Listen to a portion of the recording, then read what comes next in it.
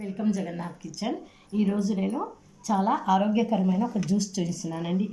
ఇది కబీటు తెలుసు కదండి మీరందరికీ. దీన్ని ఇంగ్లీష్లో హుడ్ యాపిల్ ఫ్రూట్ అంటారండి. ఇది జీర్ణశక్తిని పెంచుతుంది, మళ్ళీ ఫ్రీ మోషన్ చేస్తుందండి, స్కిన్ గ్లోగా ఉంచే విధంగా చూస్తుంది, క్యాన్సర్ను అరికడుతుంది, గుండె జబ్బులను కాపాడుతుందండి.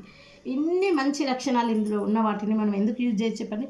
ఇదండి పండిన తర్వాత ఈ విధంగా అవుతుంది చూడండి ఈ ఫ్రూట్. ఇప్పుడు దీన్ని విధంగా నీళ్ళలోకి వేసేస్తున్నానండి మీకు చూపించడానికి.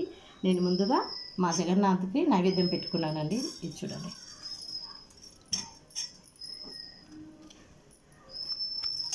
ఇది ఈ విధంగా పండిన తర్వాత ఈ విధంగా అవుతుంది చూడండి.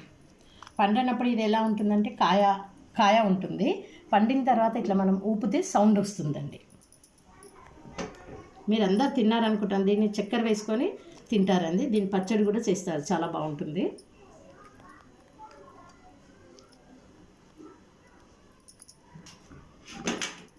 ఒక్కసారి దీన్ని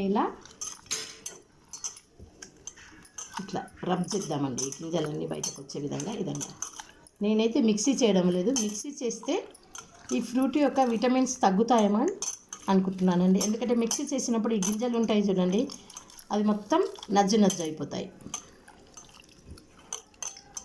ఇప్పుడు దీనికి తగినంత చక్కెర అండి, అంటే ఇది చూడండి అందాజగా ఒక ఈ స్పూన్తో రెండవండి, ఈ స్పూన్తో. అంటే మీరు జ్యూస్లో స్వీట్ ఎక్కువగా యూజ్ చేస్తే ఎక్కువ వేసుకోండి. నాకైతే ఇది సరిపోతుందండి. ఇది చూడండి, ఈ గింజలు కనిపిస్తున్నాయండి. ఇవి పంటికి తగులుతూ తాగుతుంటే బాగుంటుంది. మీకు నచ్చకపోతే దీన్ని జల్లెడ పట్టేయండి.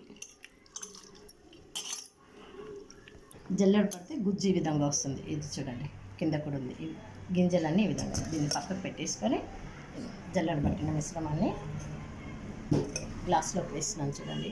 దీని కలర్ కూడా చాలా బాగుంటుందండి.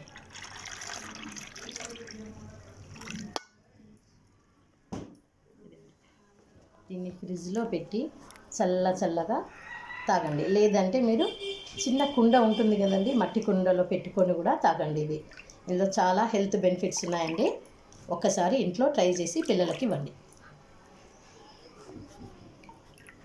చూడండి దీని కలర్ చూడండి, న్యాచురల్ కలర్, ఏదో కలిపినట్టు ఉంది కదండి.